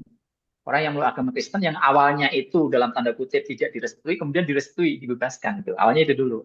Kemudian berikutnya lagi ada lagi namanya Konsili Nicea, itu sekitar 325 Masehi. Intinya apa namanya itu memberikan persetujuan lebih lanjut. Bahasanya memang Kristen belum menjadi agama resmi, tapi ini memberikan dukungan langsung dari pemerintah Romawi terhadap agama Kristen. Jadi tahapannya seperti itu. Nah, kemudian sampai akhirnya tahun 380 Masehi, Kristen ditetapkan sebagai agama resmi dari kerajaan Romawi dan kaisar memerintahkan justru ya mengeluarkan namanya Edik Tesalonika. Ini menetapkan Kristen sebagai agama resmi kekaisaran dan memerintahkan kepada seluruh rakyat untuk memeluk agama Kristen. Jadi ada 3 tahapan. Tapi sebetulnya kalau saya baca sejarah di yang lain, sebetulnya ini karena kepentingan politik sebetulnya. Kenapa Kaisar Konstantin itu menetapkan Kristen sebagai agama resmi kerajaan, karena untuk kepentingan melanggengkan kekuasaan. Karena banyak sekali friksi-friksi di dalam pemerintahan Romawi saat itu, banyak sekali dan agama terbukti menjadi dogma dalam tanda kutip yang bisa menyatukan, yang meredam banyaknya perselisihan itu dengan ajaran agama Kristen itu, sehingga ditetapkan sebagai ajaran resmi, agama resmi, diharapkan oleh Kaisar Konstantin. Dengan begitu stabilitas politik akan lebih terjaga. Ini sama sebetulnya dengan Arab. Arab itu kan Saud ya, Ibnu Saud pendiri Arab Saudi itu kan menggandeng Muhammad bin Abdul Wahab sebagai ulama yang kemudian mewajibkan seluruh Saudi itu mazhabnya adalah Wahabi, mengacu kepada Muhammad bin Abdul Wahab. Itu kan dalam rangka menjaga kestabilan politik supaya tidak banyak sekali benturan-benturan, semuanya ngikut. Karena agama itu sangat efektif sebetulnya untuk mengendalikan orang. Gitu. Kira-kira seperti itu ya jawaban saya untuk yang Ibu Fadilah tadi ya. Bu Ning, silakan kan Pak Heri untuk dari Bu Ning ini. Kontribusi Ya, filsafat dan agama dalam membentuk Silakan prinsip-prinsip Pak Heri. moralitas. ya, saya menjawab pertanyaan Bu Ning terkait dengan kontribusi filsafat dan agama ya, terkait dogma dan etika. Jadi agama dan filsafat dua-duanya memiliki kontribusi ya dalam moralitas dan etika di masyarakat. Karena mereka keduanya saling berdekatan dan memiliki kesamaan dalam pendekatan rasional dan logis ya. Kalau filsafat lebih kepada pendekatan prinsip rasional ya. Mereka menekankan pada kerangka berpikir rasional, logika, argumen sistematis dalam menentukan mana yang baik dan mana yang buruk. Misalnya pemikiran etika utilitarianisme seperti yang diajukan oleh Jeremy Bentham dan John Stuart ya, adalah produk pemikiran fisiologis yang berusaha merumuskan prinsip moral yang diterima secara universal. Kalau agama ya menekankan pada acuan nilai yang konsisten dan stabil. Agama biasanya menyediakan panduan moral yang dianggap absolut dan abadi, ya, yaitu dari Quran dan hadis, ya. Kemudian juga terkait dengan motivasi emosional dan spiritual. Agama seringkali melibatkan aspek emosional dan spiritual yang mendalam, mendorong perilaku umatnya untuk melaksanakan kebaikan dan moralitas di tengah-tengah masyarakat. Mungkin itu Pak yang bisa saya jawab. Mungkin Pak Faib ada tambahan, silakan. Cukup, silakan Bu Fisma, lanjut. Ya, baik Bapak dan Ibu. Di chat ada pertanyaan ya. Yang Di pertama. itu saya izin tanya Bu Fisma. Oh, silakan, silakan. Saya tadinya membacakan sih Pak, tapi kalau Bapak Pak Bisran mau ini nggak apa-apa Pak. Oh boleh, terima kasih Prof. Izin Pak Faiz, Pak Heri. Yang di chat tadi ya, satu memang ada satu fenomena bahwa kesalahan orang beragama diantaranya adalah dia memandang ya, salah satu polisi orang beragama itu pesan Tuhan itu hanya dipahami dalam aspek teologis only ya. Jadi orang beragama gagal gagal menafsirkan, gagal memahami pesan Tuhan dalam hikmah pengetahuan ya. Dari yang inline yang disampaikan Pak Faiz bahwa pesan pertama dalam kitab suci itulah Iqra, maka seringkali orang beragama hanya memandang aspek teologisnya. Nah itu bagaimana nanti peran agama ini bisa mendukung modernitas suatu masyarakat ya. Jadi memang agama sebagai pendorong ya, sebagai trigger agar masyarakat itu modern ya, masyarakat itu maju. Itu tidak dipandang hanya teologis only, tapi hikmah pengetahuannya seperti apa. Terus yang kedua, saya ingin memahami fenomena tadi radikalisme ya, disorot sama Pak Faiz sama Pak Eri. Nah, salah satu kesalahan juga orang memandang radikalisme itu selalu konteks dikait-kaitkan dengan agama.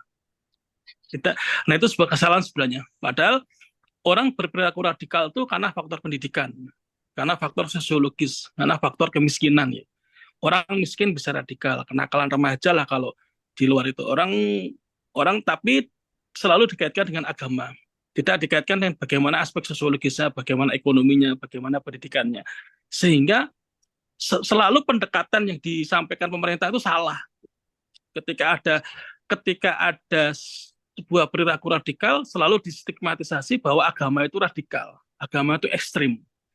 Tidak mencoba di counter pemahaman bahwa agama itu menenangkan, agama itu damai gitu.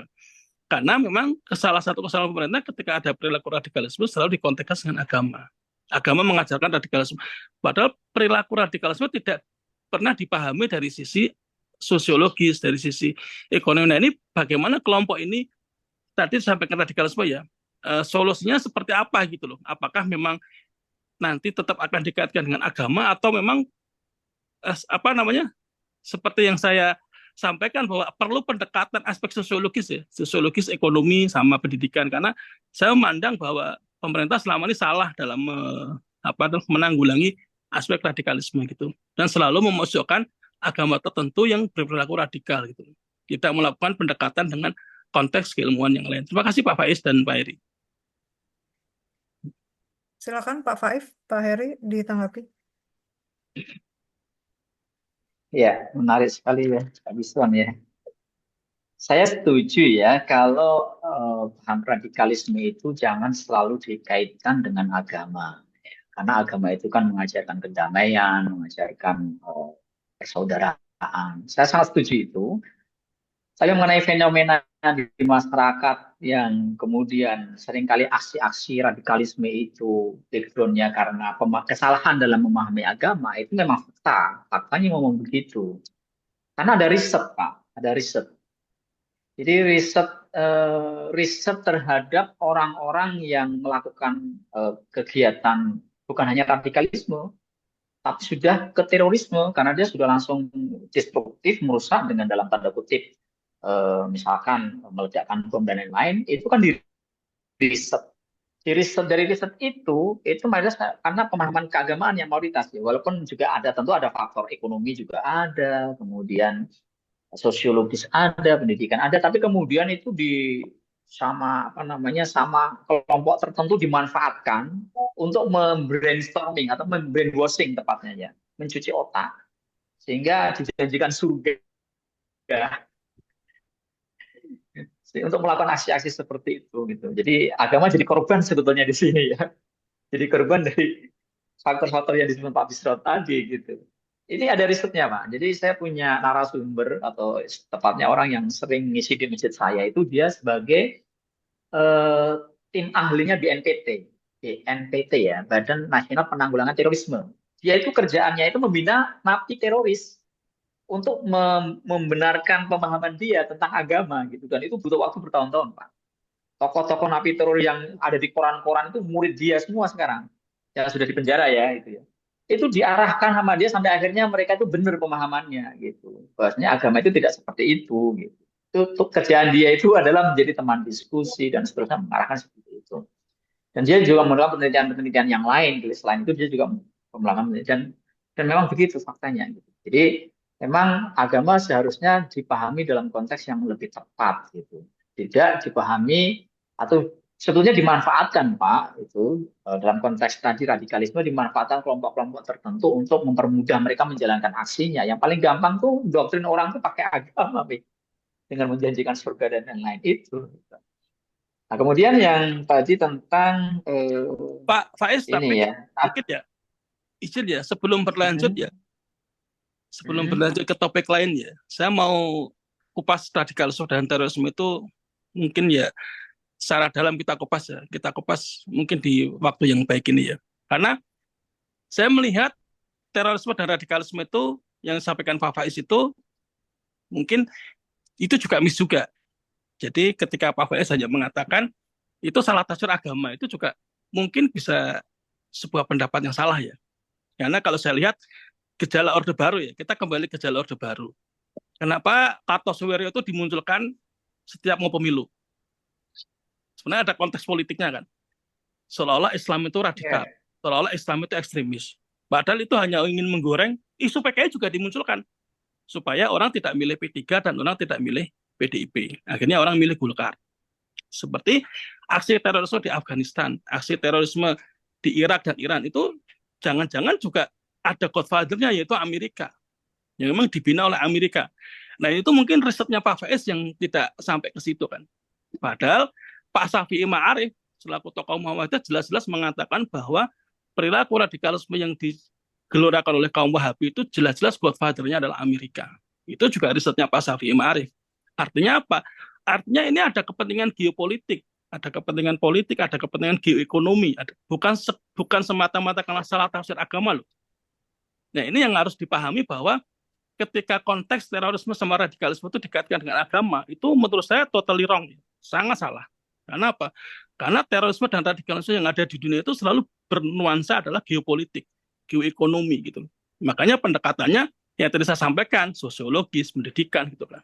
Itu seperti kemarin kasus Pilpres. Jokowi dikatakan antek PKI, Prabowo dikatakan Arabisasi, pendukung Islam. Itu sebenarnya konteks politik. Sebenarnya itu PKI sudah nggak ada. Ketika orang mengatakan Jokowi itu keturunan PKI, saya ketawa karena PKI itu sudah nggak ada. Gimana? Sudah dibubarkan. Nah itu perilaku-perilaku kayak gitu tuh akhirnya terstigmatisasi menjurus pada agamanya yang disalahkan. Nah makanya saya tadi mengkonter Pak Faiz, kalau itu disalahkan karena penafsiran agama, saya agak challenge ya. Karena tidak mungkin itu semata-mata karena salah agamanya gitu ya. Pernah menafsirkan agamanya ya, tapi ini ada suatu desain ya, yang memang tadi ada kepentingan geopolitik dan geoekonomi. Saya kira itu Pak Faiz. Mungkin yang lain bisa dijawab. Ya, itu melengkapi Pak, betul. Ya, Tesis yang disampaikan Pak Bisran itu melengkapi tadi yang saya sampaikan, sebenarnya tidak bertentangan. Tapi melengkapi, memang itu konteks yang lebih luas, itu betul juga seperti itu konteksnya. Oke, makasih Pak Bisran. ya, baik. Kita kembali ke pertanyaan yang ada di chat ya. Ini ada yang menarik sih dari Pak Bisri ini. Di era digital ini, saya bacakan ya Pak ya. Di era digital muncul penggantian manusia dengan robot terjadi berbagai bidang tidak terkecuali agama. Di Jepang telah memperkenalkan robot Mindar yang dikembangkan untuk memberikan khotbah Buddha di kuil Kodaiji di Kyoto. Robot ini menggunakan AI untuk menjawab pertanyaan keagamaan dari para pengunjung. Jadi kira-kira menurut kelompok penyaji, sejauh mana teknologi boleh dikembangkan dan digunakan dalam ritual keagamaan serta etnis dan moral? Silakan Pak Heri dan Pak Faiz. Menarik ya, monggo Pak Heri. Ya, terima kasih. Tadi saya melanjutkan dulu yang Pak Bisran, ada satu yang belum kejawab, bagaimana peran agama agar masyarakat itu maju ya. Jadi tadi sudah disampaikan di dalam materi bahwa salah satu fungsi agama adalah fungsi kreatif. Jadi bagaimana kita bisa mendorong setiap pemeluk agama untuk inovasi kreatif dalam berbagai bidang. Karena dalam Islam juga dikatakan kan la yukallifullahu nafsan illa wus'aha.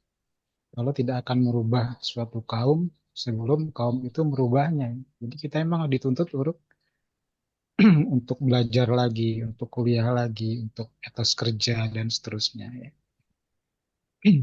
Kira-kira itu tambahan sedikit tadi yang untuk Pak Bisron.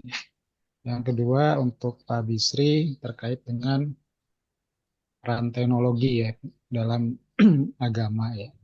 Saya rasa kalau perannya untuk mendukung atau memfasilitasi kegiatan keagamaan itu sudah bagus ya, seperti dengan Zoom, dengan teknologi video, dengan perangkat-perangkat elektronik yang dibutuhkan. Tapi kalau untuk khotbah atau menjawab pertanyaan-pertanyaan keagamaan, saya rasa kita sudah tahu AI itu kan hanya menyatukan coding-coding aja ya. Tapi Alat dia bantu ya Pak. Hah? Sebagai alat bantu ya Pak maksudnya. Alat bantu aja ya. Untuk masalah agama ya kita serahkan kepada ahlinya ya. Ahli dalam bidang agama yang memberikan nasihat, tausiah, pendidikan, pemahaman dan seterusnya. Karena khawatir ketika kita menjadikan AI sebagai sumber ilmu pengetahuan apalagi dalam bidang agama, saya dikhawatirkan jawaban-jawaban yang disampaikan tidak pas atau kurang tepat. Mungkin itu Pak Paip menambahkan, silakan. Cukup Pak, mungkin buat yang lain. Ya. Cukup. Dari penanya, dari Pak Bisri mau ditambahkan atau bagaimana Pak Bisri? Enggak ada ya Pak Bisrinya ya. Oh silakan Pak. Cukup. Oh cukup. Baik. Ada pertanyaan juga dari Kak Doni nih ya. Pirnanti Sihotang ini kalau nggak salah Kak Doni. Kak Doni masih ada nggak Kak Doni? Don? Ya Mbak, kenapa Mbak? Ya. Mau ditanyakan sendiri atau gimana nih Don?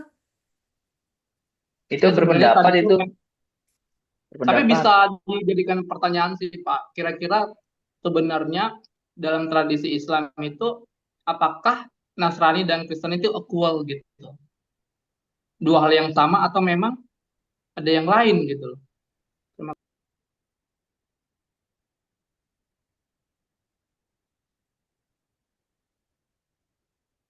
Bagaimana Pak Faif? Pak Heri mau menanggapi, mau menjawab pertanyaannya dari Doni? Itu sebenarnya dari yang disampaikan Pak Doni itu lebih detail tuh saya lihat di chat itu ya. Jadi memang kalau dalam dalam kita mengkaji ke apa namanya sumber-sumber Islam itu ya, itu kan misalkan dalam Al-Quran ya, itu kan yang menjadi Yahudi dan Nasrani kan, kita tidak mengenal terminologi Kristen kan. Nah, kemudian dalam prakteknya kan Nasrani yang dimaksud di dalam Al-Quran itu adalah mereka-mereka yang memang pengikutnya Nabi Isa, dalam konteks Nabi Isa, dalam konteksnya Yesus Kristus. Hanya yang orang-orang Kristen itu. Dan akhirnya ya kita nggak terlalu kemudian mau membedakan atau karena tidak punya referensi mungkin ya. Tapi kan di Mas Doni itu kan di situ dibedakan ada versi ini dan seterusnya. Tapi itu lebih detail juga sebagai bahan pengetahuan kita. Tapi dalam Islam memang referensi Islam disebutnya itu adalah Nasrani dan Yahudi. Makanya ketiga agama ini itu kan memang sebetulnya kan satu sumber. Sumbernya itu dari Nabi Ibrahim. Nabi Ibrahim, kalau Yahudi itu lewat Ishak, Yakub. Yakub punya 12 anak, di sana ada satunya Yahuda. Nah, kemudian itulah mereka yang anak keturunan Yakub ini disebut dengan Bani Israel dengan Yahudi sebagai agamanya. Kemudian yang ini Nasrani lewat Isa, kemudian yang Islam lewat Ismail kan, Ismail kemudian karena dia ada di negeri Arab yang kemudian melahirkan Nabi Muhammad SAW. Jadi sebenarnya tiga agama ini satu mbah ya, satu nenek moyang, makanya kalau makanya di Palestina itu kan sebetulnya kan di Al-Quds Yerusalem itu kan tidak boleh diklaim sebagai satu kota untuk satu agama, itu kota suci tiga agama itu yaitu Islam, Nasrani dan Yahudi. Itu. Ya, kalau kita bicara konteks Nasrani ya dan saat ini ya diwakili oleh Kristen kan gitu. Pemahaman kita seperti itu. Baik. Ya, tapi kalau lihat akar sejarahnya dulu memang kita ini bersaudara. Satu mbah kita. Walaupun ada mungkin dalam prakteknya kemudian ada perubahan-perubahan ya di dalam Kristen sendiri juga kemudian ada perubahan-perubahan, ada perpecahan-perpecahan yang mungkin ada kemudian firqah-firqah lah, dalam Islam juga ada firqah-firqah, dalam Yahudi juga ada firqah-firqah sendiri ya. Yahudi sendiri juga ada perpecahan-perpecahan, terutama dalam konteks Zionis ya, ada yang sepakat adanya Zionisme, ada yang tidak sepakat adanya Zionisme dan seterusnya. Nah, itu luas sekali kalau mau didiskusikan nanti ya. Oke. Baik, terima kasih ya. Karena waktunya juga sudah mepet ya dengan waktu perkuliahan kita, saya Satu minta waktunya. menanggapi terakhir. Pak, mohon maaf Pak, waktunya sudah mepet banget nih Pak. 1 minute saja, 1 minute. Terkait Benar dengan ya Pak, 1 minute. Oke, ya, nanti 1 lanjut ke minute. Prof ya Pak. Boleh dipakai stopwatch. Oke. Saya coba menanggapi secara general saja dari Mas Doni bahwa satu kesamaan ya antara agama ini, saya pikir satu kesamaan adalah satu kesamaan berperilaku. Jadi dalam prosesnya beragama itu adalah kita yang dilihat adalah perilaku. Bagaimana perilaku kita terhadap masyarakat, bagaimana perilaku kita terhadap negara, bagaimana perilaku kita terhadap sesama. Jadi orang yang beragama, saya katakan sama akan berperilaku baik.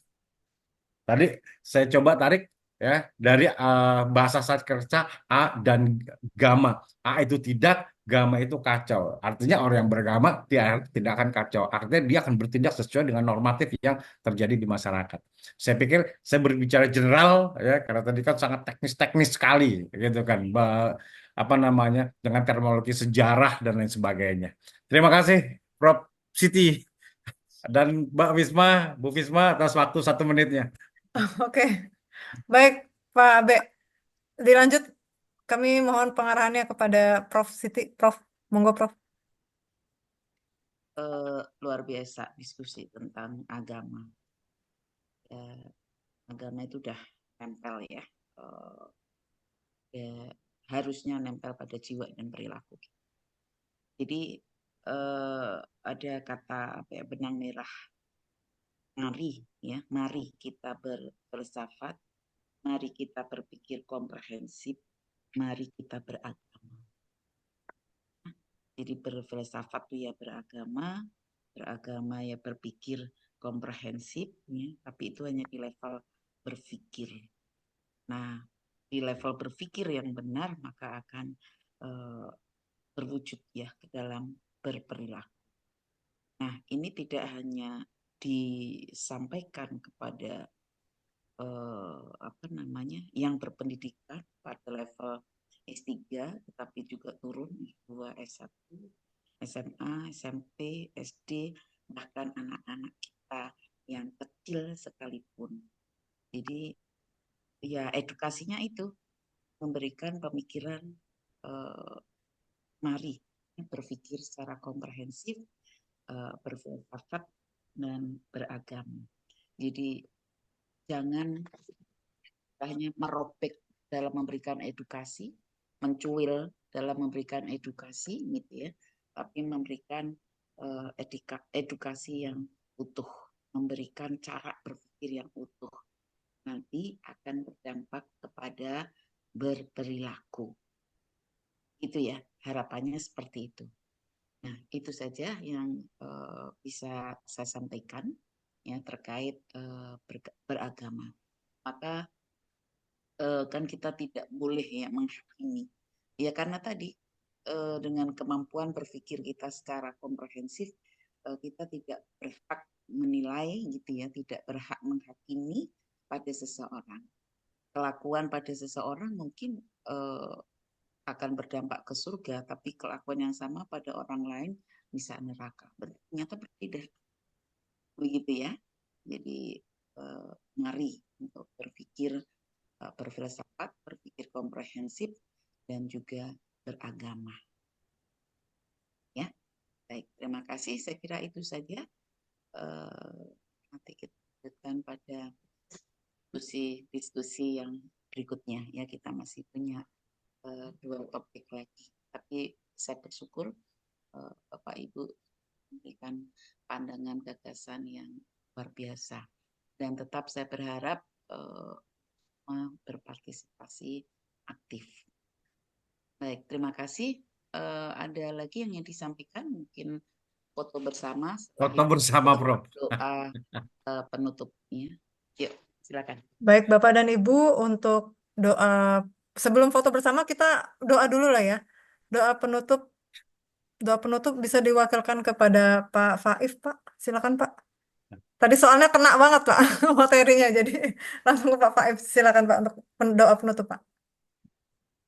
Oke, terima kasih Ibu Risma. Baik, Prof, teman-teman, marilah kita tutup agenda pembelajaran kita pada kesempatan hari ini dengan membaca hamdalah dan doa kita para majelis. Alhamdulillahirrahmanirrahim. Subhanakallahumma wa bihamdika asyhadu an la ilaha illa anta astaghfiruka wa atubu ilaik. Terima kasih, Mbak Risma. Baik, Bapak dan Ibu, sebelum kita tutup, kita foto bersama dulu ya. Berikan senyum termanisnya. 1, 2, 3. Oke, terima kasih banyak. Saya tutup. Prof, terima kasih, Prof. Terima kasih, Prof. Baik, Assalamualaikum. Terima kasih, Prof. Sehat selalu Terima dan kasih, untuk materi. Terima kasih. Assalamualaikum warahmatullahi wabarakatuh. Waalaikumsalam.